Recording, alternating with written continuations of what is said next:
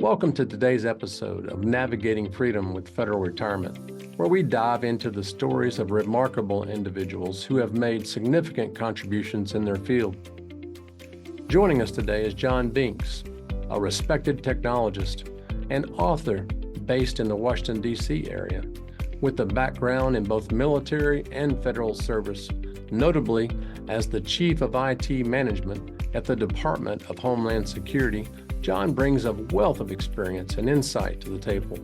With over 41 years of service, John is a dynamic executive known for his expertise in developing and driving information technology strategies across various sectors.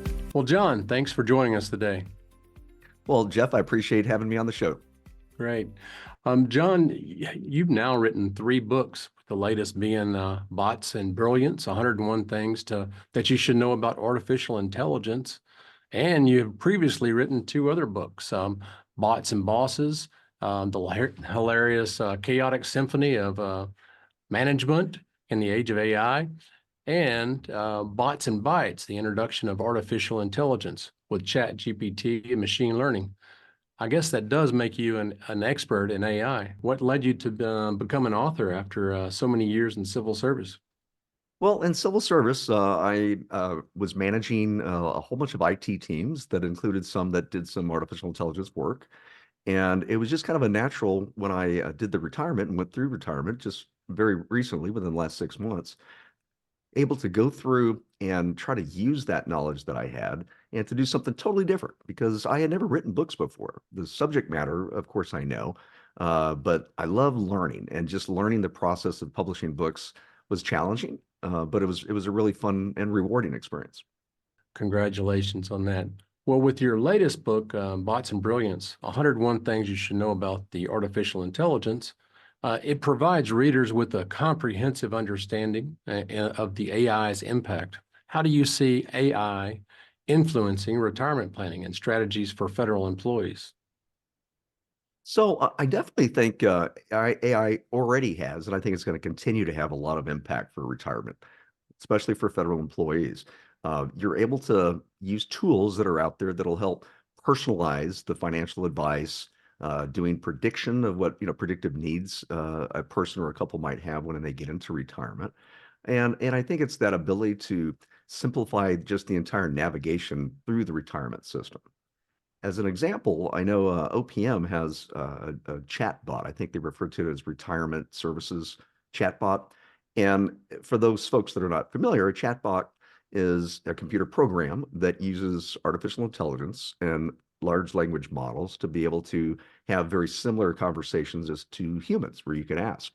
And I know they've used it for survivor benefits, where you could sit there and actually communicate with OPM's back-end engine, so to speak, and use a very intuitive chatbot to get more information on survivor benefits and other factors. I know they've definitely over the last year have really started to expand that at OPM, and that does a lot of things. It allows a little bit more simpler interaction between the retiree or potential future retiree, and it also allows you to get faster answers, right away, not have to wait.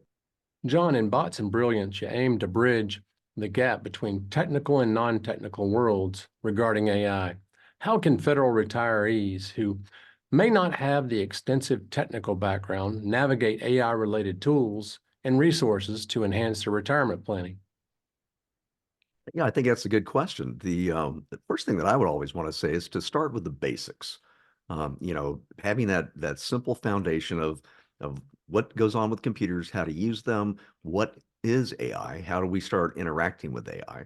One of the sources that I've always kind of had some folks that are in retirement want to look at is a source. It's a website called SeniorNet, and they offer courses that are designed specifically and tailored for senior citizens and folks that might not have quite a technical background. So I think starting with the basics is a good start. I would also, and one of the things AI has done really well is that ability to bring user-friendly tools that are interactive and intuitive. So, if you're using a system for your retirement planning, and the company or the consultant or whatever it might be has tools that they recommend, make sure that if it's too complicated of a tool that you're not comfortable with, see if there's any other tools that they might have. And I, of course, I always caveat, you want to have a human in the loop. So, don't let AI just totally do everything for you for your retirement, but it can give you some what ifs, and you can then consult with your professional financial advisor. I think being able to utilize support services. So a second ago, we talked about the chatbot. So if I'm trying to use a software, an AI software for retirement planning, and I'm thinking, boy, I really am not sure what this means or what this question is, see if they have a chatbot to the help desk to have an understanding of what that question actually means. You can certainly attend workshops and seminars. I've seen an increase in at local libraries, community centers, having different types of courses on retirement, and as well now, of course, the different tools that are available. I think when folks look at how AI is impacting these tools, it's not necessarily going to jump up on the opening screen that says this is AI. It's just, and as it's going through in the background, it's able to gather more information potentially on your history, the background, or using a little bit more, the models that they use in the background a little bit more, educated, and they've learned a lot. And I certainly think that you need to apply AI in retirement aspects gradually. Don't just say that I'm going to go on 100% and it's AI or nothing. So, just take a look at, okay, how about some budget tracking tools?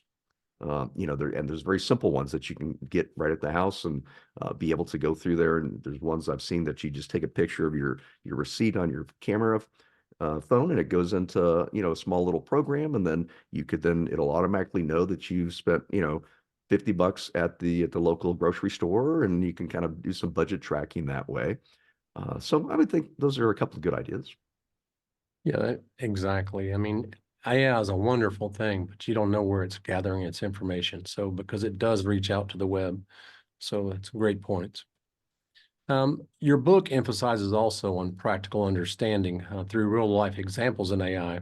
Could you share any examples from the book that may resonate with federal retirees and their journey towards financial freedom in retirement? I think that, the first thing that kind of jumps to mind is healthcare and healthcare, cost prediction. So today there's several tools that are out there, and a lot of the big pharmas, the big healthcare services, the Blue Cross Blue Shields, the Cignas, they're using AI in the background, and it does a couple of things, right? It allows it to know and understand what kind of lifestyle that you have. I personally, Blue Cross Blue Shield will pop up, and I'll get these, questionnaires that'll come in, and they do a little bit of a bait with it. It's like, okay, if you fill out this questionnaire of, what type of work are you doing now? What do you like? How are you walking? And at the end of it, they'll say, okay, we're going to give you, a $10 gift card to Amazon. Those types of things. So, it's a risk reward. Yes, they're learning more about me, but quite honestly, if I go to the doctor and I answer very similar questions, the doctor's computer is going to be uploading, the bulk of that anyways. But it's allowing the systems to be able to kind of, you know, uh, allow you to better predict what kind of healthcare costs you might need. Along with that, you think of things, like your Apple Watches and those types of things that are monitoring where how much, your, heartbeat, your blood pressure, all those types of things, and how much distance that you're walking. That information, even just within the simple Apple tools that you might have, um, or whatever device you have. Had dinner with a friend last night, and she had a whole different kind of watch that did something, but so it doesn't have to be specifically Apple. But there are all these smart watches that are really doing a good job on being able to allow you to track stuff that then you can apply towards your healthcare. Meaning that, hmm, if I'm going to spend so much money on going to medicine, then I'm thinking to myself, well, I have to plan for that. Now, if I realize that, man, since I've retired, I don't walk as much, example, then you know the impact that may or may not have on your health. I think you also another example would be Social Security optimization, right? So you can go into a whole bunch of different types of websites to include Social Security Administration and be able to put in different numbers. And Social Security, if you go onto theirs, they'll actually pull your numbers and will be able to help on the forecasting. And a lot of that in the background is data processing that's been done with large models using AI as a tool.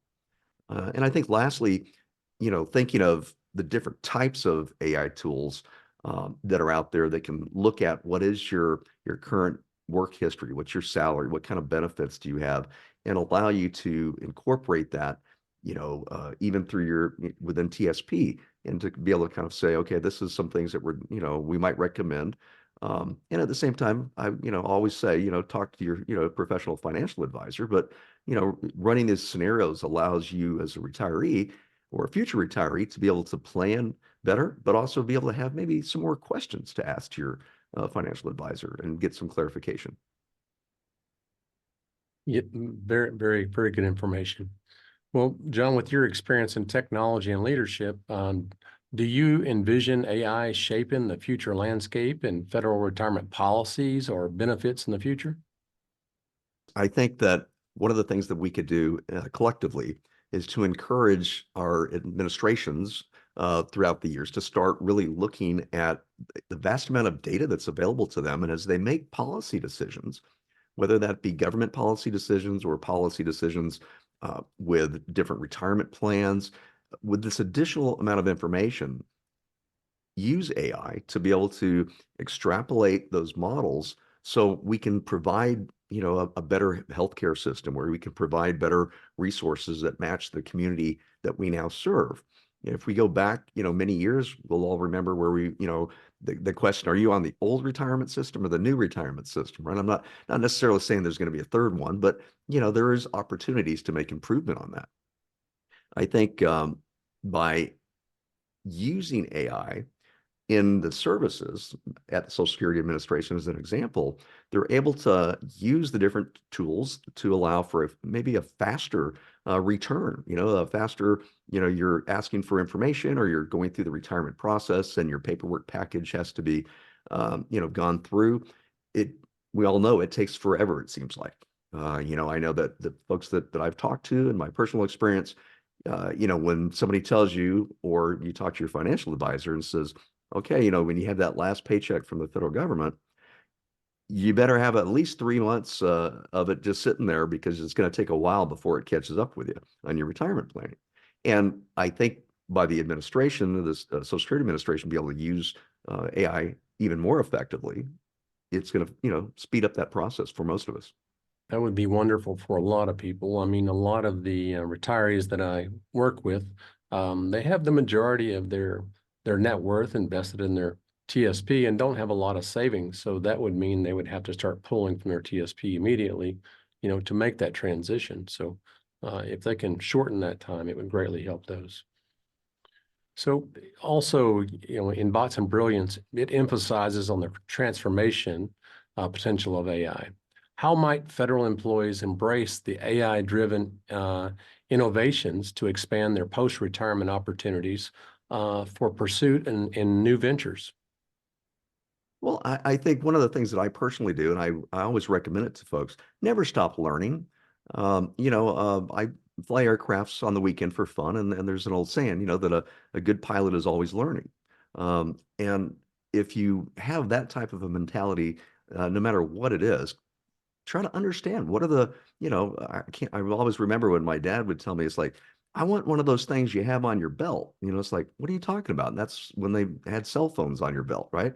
Because all you kids now have these things on your belt. Well, start thinking about AI as a lifelong learning experience, right? Try to say that, okay, now the new phone, so to speak, AI is, if you have that idea of learning and you want to learn more, when it comes to the entrepreneurship aspect of it, you certainly can, if you have if you decide to make a small business, whatever that might be. I know a lot of folks, a very good friend of mine lives not too far from me. He does woodworking. And, he did it after, he enjoyed it when he was working on the job. And now he's realized that he goes and he makes these very unique wood things that he does, and they're really nice. And he'll go to these shows that are kind of local, and, he'll set up a little booth and sell his goods. And as he says it, this is his money to go and to have a little extra fun, and it gives him a little bit more reason to do some of the woodworking projects. But he started to use some really good online financial tools to help him run the business, because he's a woodworking person. He's not necessarily the business accountant type. And tools nowadays are so simple to use that are powered by AI. It's helped him a lot. I think being able to continue to, again, we talked about health a little bit, but being able to network and understand the different platforms that are out there, that a lot of them, of course, are powered by AI, it keeps you connected. So, it's a good opportunity if you want to try to keep connected, use some of these AI tools uh, to be able to, you think of even an Alexa, hey Alexa, I hope it doesn't turn on. Hey Alexa, call little Bobby. And that audible conversion is an AI. It's going through that process. So now I'm, able to contact, the grandkids a lot quicker, and I think about it. I don't have to worry about, how I'm interacting and being right in front of them, or FaceTime on a phone, those types of things, or Zoom calls like this. You know, uh, Not all AI just jumps out with AI right in front of you. It doesn't. There's a lot of them now that just throw AI in your face that that you're using it, but it's not always like that. Right. It's kind of a trendy word right now, but it does have a lot of great use. Yeah. So, John, as federal employees transition into retirement, how can they leverage the AI-related knowledge and skills to stay relevant in a ever-evolving job market? Continuous learning. Just get out there, try to understand what's happening, um, enjoy it, make it fun. There's an ability to have different roles where you can try to get mentored or mentor folks, where you have a recent retiree will have a whole bunch of skills. And there's a lot of folks that are out there that are not sure what they want to do in life, and being able to mentor them. And there's one that I do right now for veterans, and I'll tell you, it really is very meaningful to me. But I put my information in a computer, veterans put their information in, and in the background, it all links who's going to be a good mentor and mentee. Um, so I think, and that's all AI in the background, kind of figuring that out. So I think that's another opportunity. And community projects would be another good way that a retiree could start to get involved with, maybe assisting with some project management, and use some of the newer tools that are powered by AI to work on that project management. And one of the things that I've noticed is that, the AI actually makes it fun. It's a little bit different, right? It's something that allows you to have an easier interface. Um, we all know that there's going to be challenges. You can't always, especially for the traditional online public things that people have access to. But and I did want to kind of point out, I didn't mention this earlier. I probably should have, though. The tools that your banker, the tools that your healthcare provider has, um, those aren't the same exact type of models in the background, the data that you and I might have just sitting at home. Those are specially trained models, and they're trained specifically on a very unique data set. So, kind of be careful when you're using tools that's online, that you don't have to have a password to, or something like that, where you're putting in a lot of your personal information, because that type of stuff, as you said, will get on the internet. Exactly. So, like you mentioned, many of these companies, especially healthcare companies, companies that have a lot of personal information, they do not use the commercial or the large language models that we have access to. They have their proprietary models that do not share information with the internet. So, it's good for consumers to understand that and not have the fear that everything is going to be out there. That's right. So you also mentioned the importance of demystifying AI with a blend of humor and straightforward alternatives. How can federal employees adapt a similar approach, demystifying retirement planning complexities for themselves? Yeah, that's one of the things when I wrote the books, is the ability to have a little bit of humor in this. Because, quite honestly, when we look at AI, there's a lot of humor that happens inside AI, and especially some of the output. So, the books that I've been fortunate to be able to write are not, these 5,000-page books and this type of stuff. It's very, easy reading type books. But one of the things that I've always thought about is that, how do we bring that reality to things? How can we actually use real analogies, real examples? And I think when it comes to some of the basic AI aspects of it, there's a lot of tools that you can have in your house. We talked about like Alexa. We have a lot of smart, thermostats. So, and these smart thermostats is actually using some AI in the background, especially if you or you use the website or you go onto their app, and it knows when you're coming, what temperature you like when you sleep. Some of them will have sensors that you're now back home. When I look at security cameras, that type of stuff, it knows when I'm back in the house. And saying it's like, okay, maybe, we're so used to that traditional thermostat that you used to dial and you have an on-off switch. You could actually potentially save a lot of money with the new updated thermostat switch, where it's actually monitoring stuff. And that is using AI in the background. So it's not necessarily that, I have to come in and have a house that's totally, the robots are going to take over. And you can have some fun doing that, but it allows you to have those real world examples. And if you use some educational resources, as far as some of the online classes, that type of thing, I think it'll help bring you up to speed. Excellent. Well, lifelong learning and adaptation are essential themes in your book. Um, how can federal employees cultivate similar passion for continuous learning and growth and retirement, particularly in the realm of AI? Well, I think the first thing would be to set a goal. Set a goal that I'm going to read a book on AI once a month, or set a goal that you're going to work with your granddaughter um, 2 times a month or once a week, and you're going to let your granddaughter kind of explain what AI is to you, and walk you around your house and show you how, what you currently have that's AI, or some of the online sources that your granddaughter might be using in her schooling. So having that a goal to set, engage in those online platforms, Corsica, the Udacity, there's a whole bunch of things that are out there, and the senior net that I mentioned earlier. Most of these courses you can get on, and you can have free courses. You can have upgraded paid ones as well. But LinkedIn, of course, has LinkedIn Learning as well, and they have a lot of AI courses in there, and a lot of them are very basic to the ones that are a lot more complicated, a lot more educational. I think joining clubs and groups. I know not too far down the street is a sporting goods store, and the local pub that sometimes I hang out at, I will see the fly fishermen come in all the time, and they'll take over a little table on a Saturday, and they're just making the flies.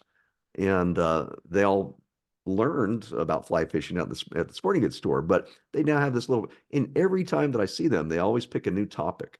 And several times they've talked about, and most of those folks are retirement folks that are their retired folks. I hear them talking about computers. I hear them talking about they saw a movie about robots taking over the world and stuff. So if you have a group that you can kind of get together with and just have coffee and enjoy that, and I think maybe applying it in different hobbies you have. Photography is an example. So you're there and you have your camera, and we all know these iPhone type cameras, the Android cameras that we carry in our pockets. They take really good photographs, and there's some really neat artificial intelligence programs that are out there. And you can take a picture of your dog, and you can express exaggeration of your dog, have AI make it into a cartoon character, right? And then Right. use that silly cartoon character now to reach out to your daughter or to your colleague down the street, whatever it might be, and say, hey, I'm having some fun, look at a little Fluffy. It's AI in music, same thing. A lot of folks that enjoy playing a piano, that ability to record that, and let AI try to listen to a song and generate brand new music that's never been created, and then and it'll have the notes on the screen, and those are ways that you can actually, in a practical sense, really use it without thinking that you have to buy some crazy supercomputer. Excellent advice. John, considering your extensive experience and passion for AI, what advice would you offer federal employees seeking to integrate AI-related concepts into their retirement lifestyle to enhance freedom and fulfillment? Start with curiosity. Uh, have that open mindset that I'm going to understand what AI is. I'm going to see and learn where it might be applicable in my life, or understand what it is in friends or family. Educate yourself. There's a lot of courses that are on YouTube that you can watch, and they'll give you an idea of some introductions to AI. There's some really good folks that have some very informative classes out there. Think about applying it practically. whether it be in healthcare management or on your home devices, like the thermostat we talked about. Stay informed, but have a little bit of skepticism, right? You want to make sure that what you're using it for is not something, especially in the beginning, if you're not familiar with some of the tools or some of the programs, have a little bit of skepticism to it and validate what this AI is presenting to you. And obviously, we're talking on a retirement show here, so I would think that we would want to validate numbers with our financial advisor. Um, Focus on some of the benefits, right? How can I use AI to maybe build up that little vacation fund? And experiment and adapt. See, it's like, okay, there's some interesting tools out there. I'm going to play with a few of them, and you realize that I tried six of them out on the computer, and one of the six is kind of interesting. So kind of focus on that. Enjoy. Well, I have seen examples of AI being used by retirees that has actually enabled them to stay in their home longer as they age. So Alexa's a great example. Like you stated, the thermostat's a good example. Alarms are a great example, so uh, it actually has a lot of benefits for retirees. And John, finally, what key insights or takeaways from Bots and Brilliance do you believe are most valuable for federal employees as they navigate through their journey toward financial freedom and fulfillment in retirement? I would say number one, enhance change. Change is happening. AI has been here for a long time. We go back to the Turing test back in the 50s. We go back to the big conferences that took place many years ago. It's popular now because we all see these simple interfaces, the chat GPTs of the world, which are really cool and very fun. So embrace change. It's going to happen. Understand what AI's role is in finance. Um, Again, there's good tools, as you've said, that can allow good conversation starters that you could have. Have a good balance between technology and privacy. So, make sure that tools that you're using for real numbers and for real use is something that is kind of locked down, and if you're talking about retirement and numbers, get a good clue from your financial advisor or your banker. So have a good balance between that privacy aspect of it. Again, the concept of for health and wellness is really important, I believe.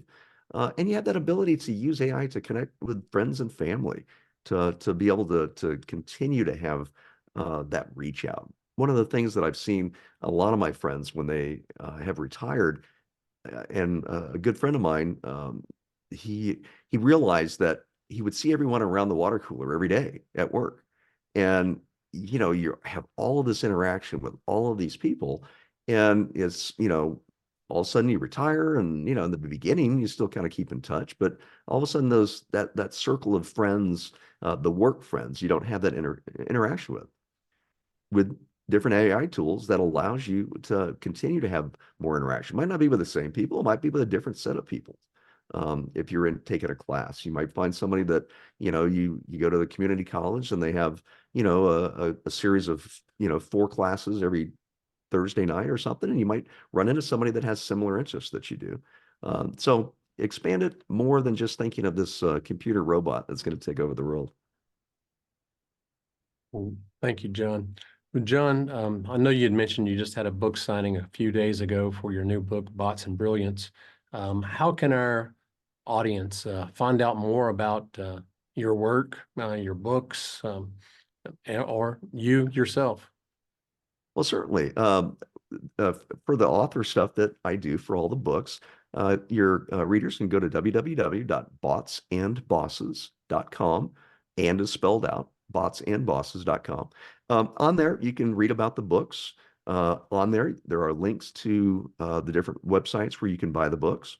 If you enjoy, or if you use Amazon, which I think a lot of people do, just type in, my name, John Binks, Binks, and all the books will pop up. You can type in the books by name, Bots and Bosses. That'll give you a list too. If you're on LinkedIn, feel free to reach out to me. I have a LinkedIn page for myself, and happy to kind of discuss, thoughts a person might have on artificial intelligence. and take a look on Facebook. So we have a Bots and Bosses Facebook page as well. Excellent.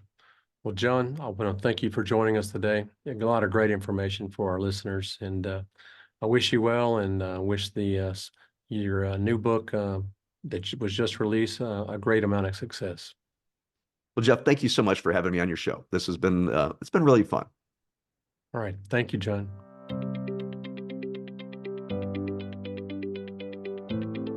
As we conclude today's episode of Navigating Freedom with Federal Retirement, we extend our sincere appreciation to John Binks for sharing his remarkable journey of navigating freedom with federal retirement. For those looking to stay connected with John and explore his insights further, be sure to connect with him.